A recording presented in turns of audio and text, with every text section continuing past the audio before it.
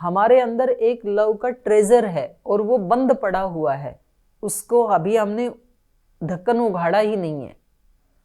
उपनिषदों में कहा है, हिरण्यमयेन पात्रेण सत्यस्यापि हितं मुखम। एक हिरण्यमय पात्र है, सोने का घड़ा है और वो ढका हुआ है। हिरण्यमयेन पात्रेण सत्यस्यापि हितं, वो सत्य है उस घड़े के अंदर, उसका मुंह ढका हुआ है। तो वहां पर उन्होंने कहा है, हे पूषण अपवृणु, पूषण मतलब पोषण करने वाले, भगवान को संबोधन किया है, हे प्रभु आप उसका ढक्कन हटा दीजिए ताकि हम सत्य से, अमरत्व से परिचित हो जाएं। तो ऐसे हमारे अंदर भी जन्म जन्मांतरों से हमने अपने प्रेम का जो वो था, कोश था, तिजोरी थी, ट्रेजर था, उसको हमने बंद किया हुआ, हमें पता ही नहीं है। हम दूसरे दूसरे व्यक्तियों से वो चीज मांगते रहते हैं। जब आप किसी संत के पास जाते हैं, ऋषि के पास जाते हैं, गुरु के पास आते हैं, तो आपको लगता है कि आपको बहुत अच्छा लग रहा है, या आपके परिवार में कोई आपका ऐसा मित्र है, या आपका पति है, या किसी की पत्नी है, किसी का भाई है, किसी की बेटी है, किसी का बेटा है। जब वो आपके पास होते हैं तो आपको बहुत अच्छा लगता है, और जब वो चले जाते हैं हमारे पास से तो हम बोलते हैं मैं आपको बहुत मिस कर रहा हूँ या बहुत मिस कर रही हूँ, और हम सैडिश हो जाते हैं, उस समय उदास हो जाते हैं, तनावग्रस्त हो जाते हैं। हमें लगता है कि उस व्यक्ति के कारण हमारे को ये तनाव हो रहा है, मैं उसको याद कर रहा हूँ, उसको मिस कर रहा हूँ। आप उस व्यक्ति को मिस नहीं कर रहे,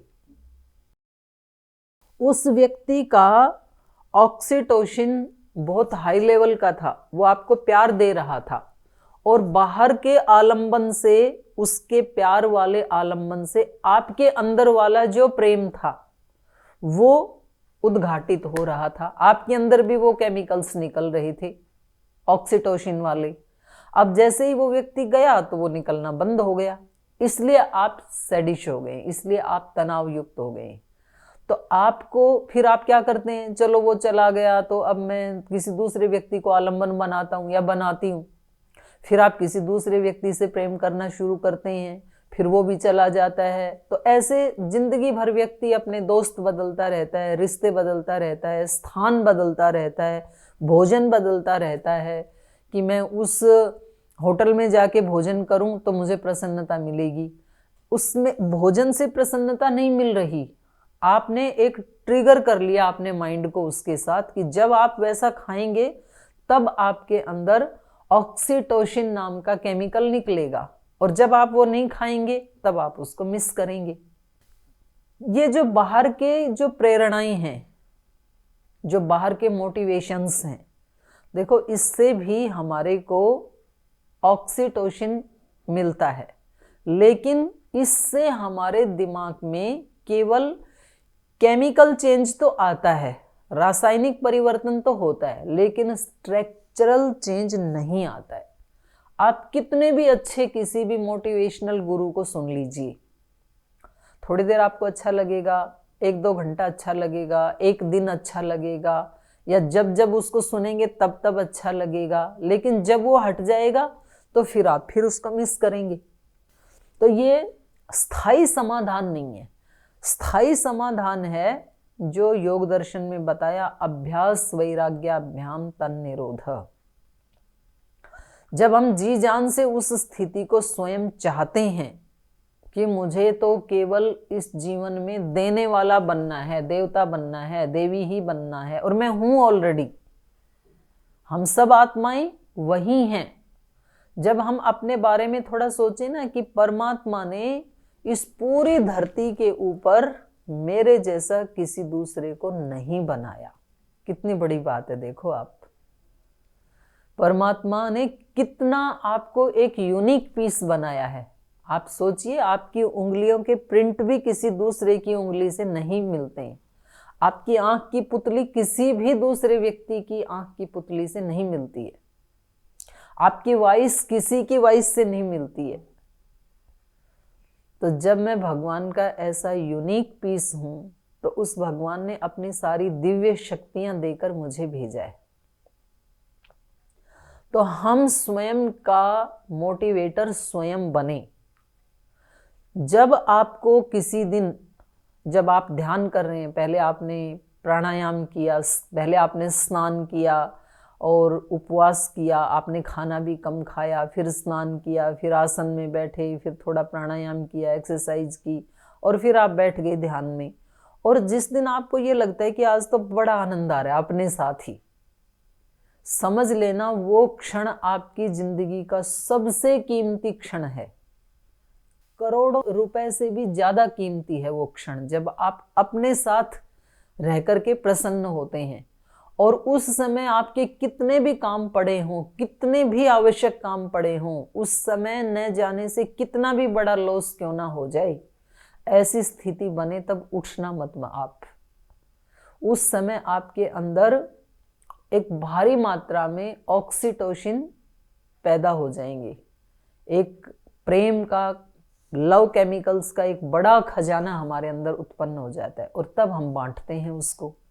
और बांटने में जो आनंद है वो कभी भी उपभोग करने में नहीं मिलता है, लेकिन उसका अभ्यास तो करना होता है, क्योंकि एक दिन में नहीं होता है। हमारी जो गलत आदतें बन गई हैं, जैसे मान लो किसी व्यक्ति को स्ट्रेस या तनाव, ये एक दिन में नहीं बना है। हमारी माता जी ने, मंजूश्री माता जी ने पूछा है कि मैंने तो अभी तक तनु का अर्थ छोटा या सूक्ष्म ऐसे जाना था, और आपने तो बता दिया तनु विस्तारे, विस्तार। तो ये तो माता जी, ये धातु पाठ में तनु धातु है, और उस तनु धातु का अर्थ है विस्तार, तनु विस्तारे। जैसे तनोति शब्द बनता है ना, इसका मतलब है विस्तार करता है। तो ये स्ट्रेस का जो विचार है ये एक दिन में नहीं बना। जो मैं बात कर रही थी ना बचपन की, कि हम कैसे खेलते थे, पेड़ों पे चढ़ जाते थे, गर्मी की ऐसी दोपहरी में कोई एसी नहीं, ऐसे ही पेड़ के नीचे बच्चों के साथ खेल लेते थे, सर्दी में भी ऐसे ही घूमते रहते थे। फिर जैसे जैसे हम बड़े हुए तो हमने अपने आप को इस संसार की दृष्टि से आइडेंटिफाई करना शुरू कर दिया कि हम ऐसा करेंगे तो लोग क्या कहेंगे।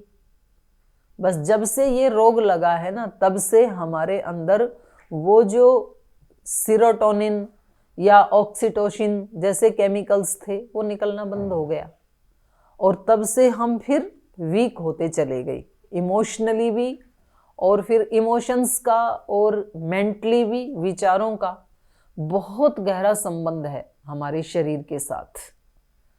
जितनी ज़्यादा हम वैचारिक दृष्टि से स्ट्रांग होते हैं, आपने देखा होगा कुछ ऐसे विचारक, संत, महात्मा, योगी जो देखने में बहुत तगड़े पहलवान नहीं हैं। आप महात्मा गांधी को देखें, लाल बहादुर शास्त्री को देखें, या खुद अपने पूज्य गुरुदेव को देखें, वो ऐसे दुबले पतले से ऐसे रहेंगे, लेकिन स्ट्रॉन्ग कितने हैं। अब पूज्य गुरुदेव को ही हम देखते हैं, इतनी यहाँ पर हरिद्वार में कड़ाके की ठंड पड़ रही है कि टेम्परेचर 1 और 0 पे आ गया है, लेकिन तभी भी वो वही 2 वस्त्र पहन करके वही दौड़ लगाते हुए सुबह आते हैं। तो ये ताकत कहाँ से आती है? और एक व्यक्ति में यदि ये ताकत आ सकती है तो दूसरे में भी आ सकती है, लेकिन एक दिन में नहीं आएगी। तो ये जो जैसे तनाव एक दिन में उत्पन्न नहीं होता है, लंबे समय तक एक विचार को विस्तार देते देते देते देते देते फिर 8-10 साल के बाद पता लगता है कि बहुत नुकसान हम अपना कर चुके हैं। लेकिन जिस दिन ये समझ में आ जाए कि ये तो मेरा बहुत बड़ा नुकसान हो गया है, उसी दिन हमें ट्रैक चेंज कर लेना चाहिए।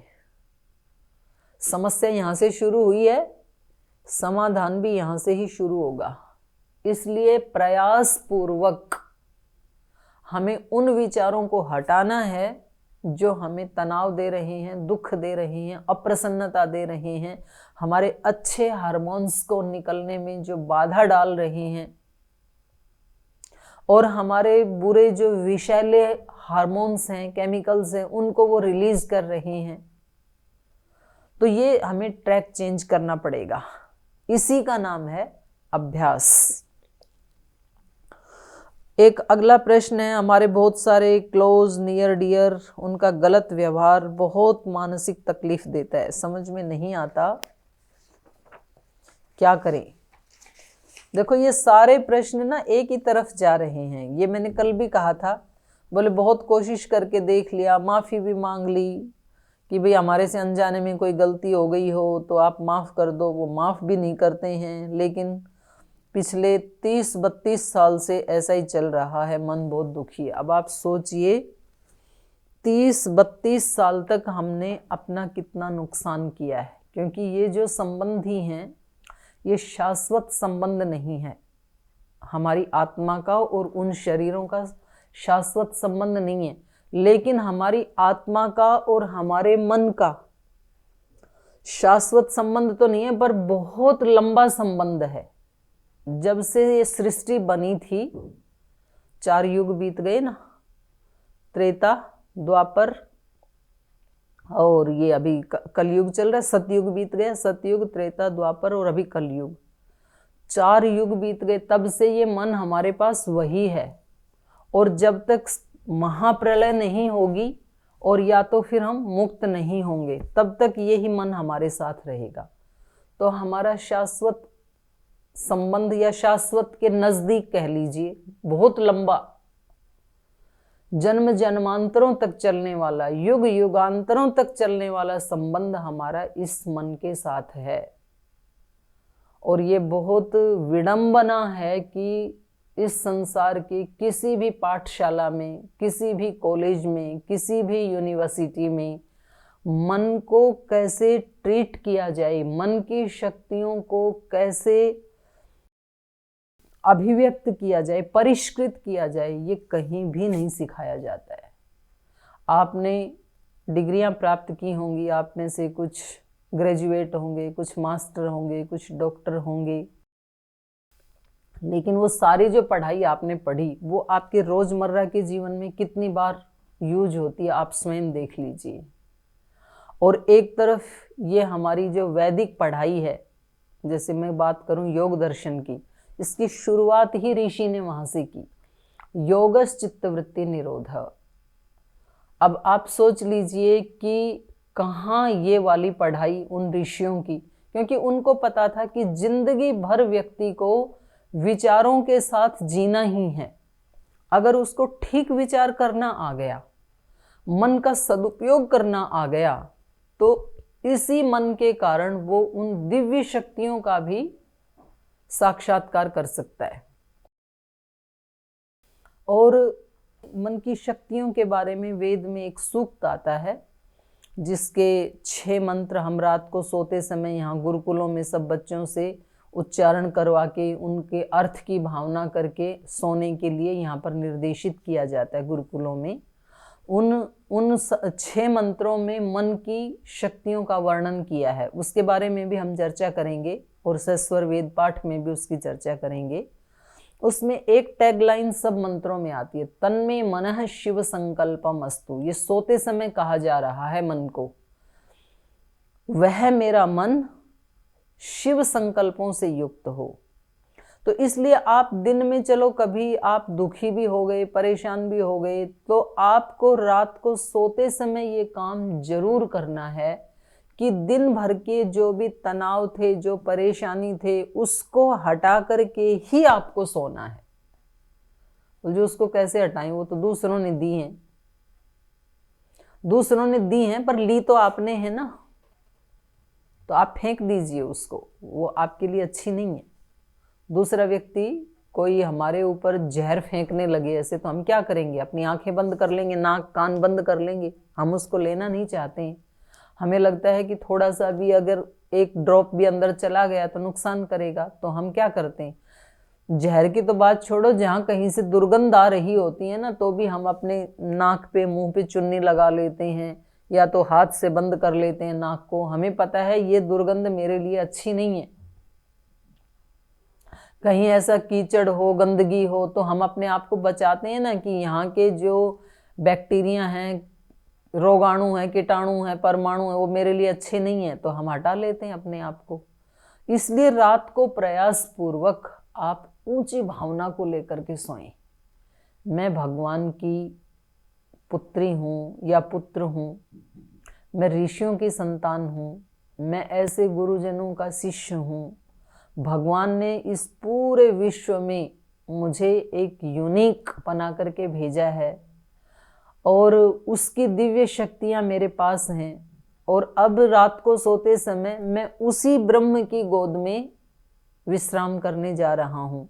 ये मैं प्रस्थान त्रयी में पढ़ाऊंगी आपको। जो एक कोर्स हमने है उसमें वेदांत में आता है कि जब हम रात को सोते हैं तो वहाँ पर पूछा कि हम कहाँ चले जाते हैं रात को, तो वहाँ पर ऋषि ने बताया हम ब्रह्मलोक में चले जाते हैं, उस ब्रह्म की गोद में चले जाते हैं। और सुबह जब हम उठ करके आते हैं और कोई व्यक्ति हमारे से पूछता है कि भाई कहाँ से आ रहे हो, तो हम बताते हैं कि हम तो वहां से आ रहे हैं, कमरे में से आ रहे हैं। बोले नहीं, कमरे में से नहीं आ रहे, आप ऐसे आंसर दिया करो हम तो ब्रह्मलोक से आ रहे हैं, उस ब्रह्म के पास से आ रहे हैं।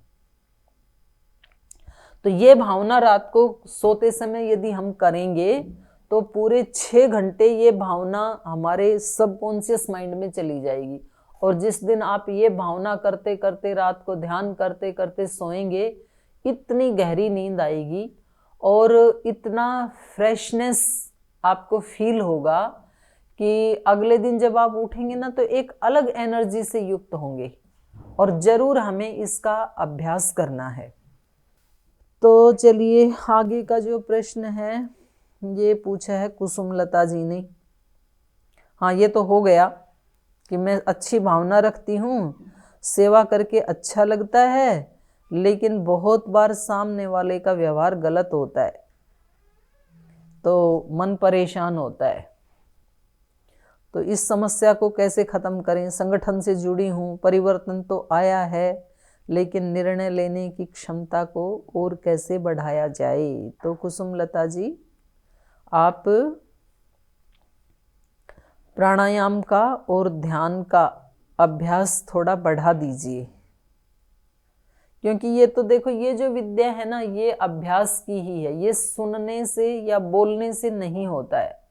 ये बिल्कुल प्रथम चरण है जो हम चर्चा कर रहे हैं। अच्छी बात है, चर्चा करना, अच्छी चर्चा करनी ही चाहिए और पहला कदम तो वही है, तभी अभ्यास भी होगा। लेकिन ये एंड नहीं है। कितना भी अच्छा कोई मोटिवेट क्यों ना कर दे, कितनी भी अच्छी कोई पुस्तक क्यों ना पढ़ ले, लेकिन अभ्यास के बिना नहीं होगा। और जब अभ्यास करने लगते हैं ना तो शब्द बहुत पीछे अपने आप ही छूट जाते हैं। मैं योग दर्शन के सूत्रों को याद नहीं कर पा रही, शीला जी ने पूछा है।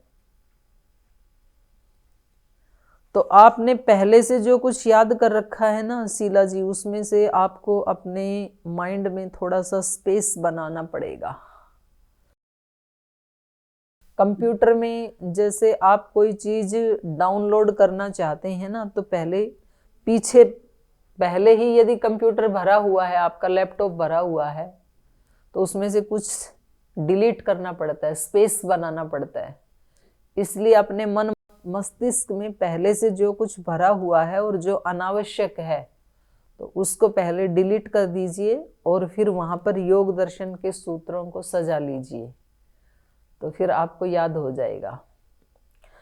याद हमें तब नहीं होता है जब हम उसकी सर्वोपरि महत्ता को नहीं ध्यान में रखते हैं। बस हमें यह है कि हमें योग दर्शन याद करके दूसरे को ये बताना है कि मैंने योग दर्शन याद कर लिया, इतना ही उसका महत्व नहीं है। जो चीज हमारे लिए बहुत बेनिफिशियल है उसको हम तुरंत याद कर लेते हैं। मतलब हमारा माइंड इतना तेज है, उसको कहा ज्योतिषाम ज्योति एकम, ज्योतियों में भी एक ज्योति है। जब प्रकाश की कितनी गति है, इतनी हमारे मन की गति है। तो जब हम अपने मन को बताएंगे ना कि ये मेरे लिए बहुत बेनिफिशियल है, तो हमारा मन तुरंत उसको पकड़ लेता है। तो ये प्रश्न हो गए आपके। मेरा तो सारा समय आज प्रश्न के उत्तर देने में ही चला गया।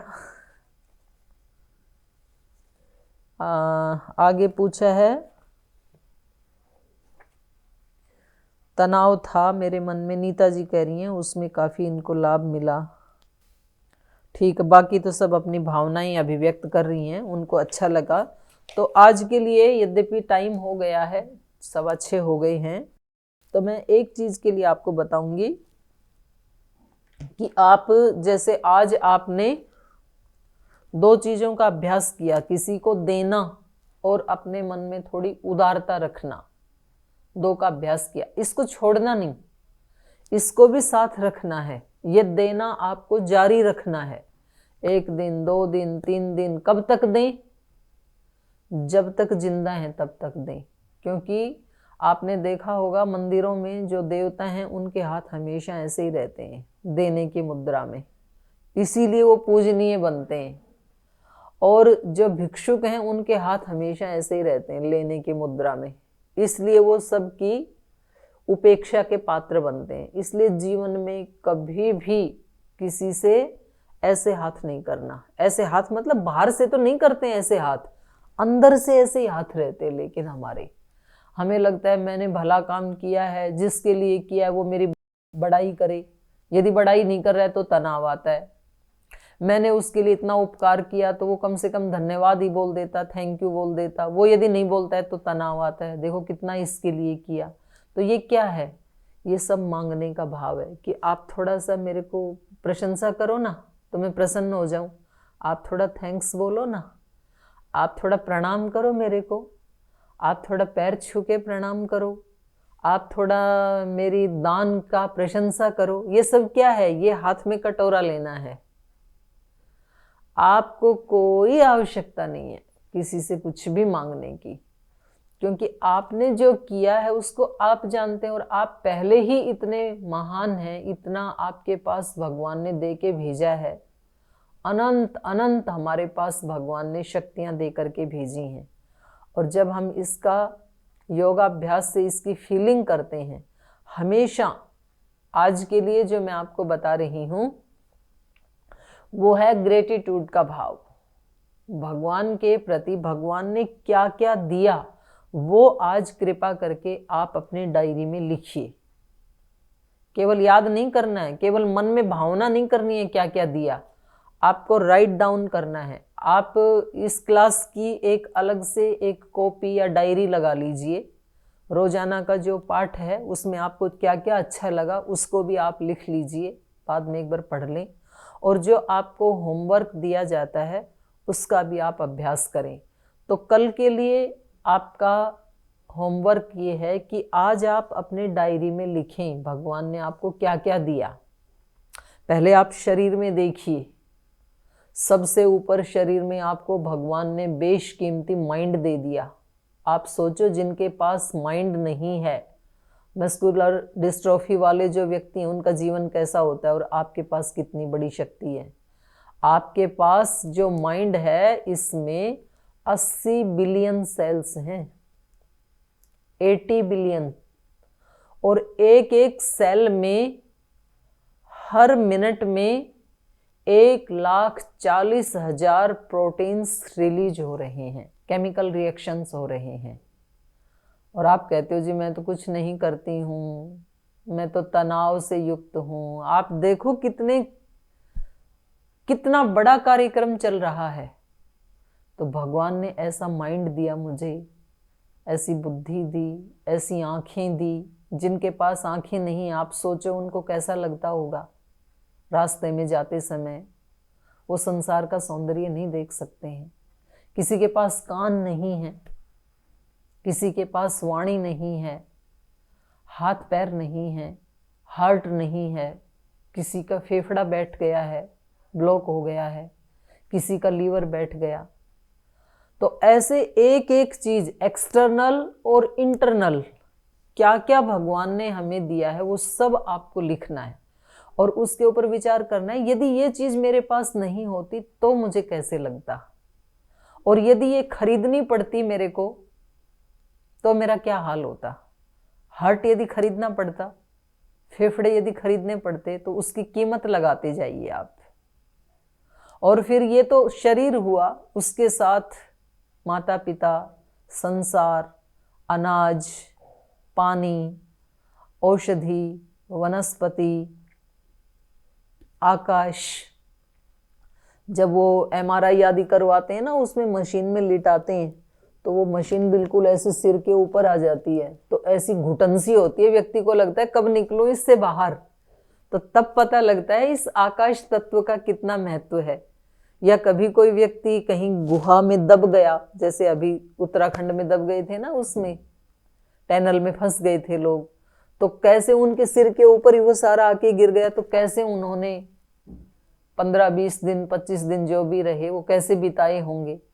तो धरती का कितना महत्व है हमारे लिए। भगवान ने धरती बनाई, आकाश बनाया, वायु बनाई, जल बनाया, तो ये सब तो हमारे लिए बनाया। क्या क्या दिया भगवान ने हमें। और जब आप इसको लिखने लगोगे ना तो आपको पता लगेगा कि मेरे लिए ये इतनी बड़ी सृष्टि भगवान ने बनाई। तो एक धन्यवाद का भाव जागृत होता है। किसी को बेटा दिया, बेटी दी, पति दिया, पत्नी दी, रिश्ते दिए, नाते दिए, ऐसे गुरु दिए, इतनी बड़ी ऋषि परंपरा दी। कितने ऋषि, उनका ज्ञान वो हमारी एक तरह से हमारी दौलत है, वो हमारे नाम से छोड़ी हुई एक संपदा है, दैवी संपदा। तो इस सब को याद करके फिर आपके मन में शिकायत का भाव नहीं आएगा। तो आज 6:20 हो गए। अभी जब इस पाठ को पढ़ने लगते हैं ना तो टाइम का पता ही नहीं लगता है, लगता है कि और थोड़ा सा टाइम होता। तो कोई बात नहीं, आज हमने आपका ये रिटर्न में भी आप दे सकते हैं, अपना कोई प्रश्न है तो, और यहाँ भी पूछ सकते हैं। वैसे क्योंकि आप पहले लिख के दे देते हैं ग्रुप में, तो फिर यहाँ कई बार आवाज़ आदि डिस्टर्ब होती है। तो आपका कोई प्रश्न है, कोई भी जिज्ञासा है, वो आपके घर परिवार से संबंधित या व्यक्तिगत जीवन से संबंधित या किसी भी फील्ड से संबंधित हो, तो हम इस पाठ में उसके ऊपर चर्चा कर सकते हैं। तो आज तो अब यहीं विराम लेते हैं। ओम द्यौः शान्तिरन्तरिक्षं शान्तिः पृथिवी शान्तिरापः शान्तिरोषधयः शान्तिः वनस्पतयः शान्तिर्विश्वे देवाः शान्तिर्ब्रह्म शान्तिः सर्वं शान्तिः शान्तिरेव शान्तिः सामा शान्तिरेधि। ॐ शान्तिः शान्तिः शान्तिः। ॐ श्री परमात्मने नमः। ॐ श्री गुरुभ्यो नमः।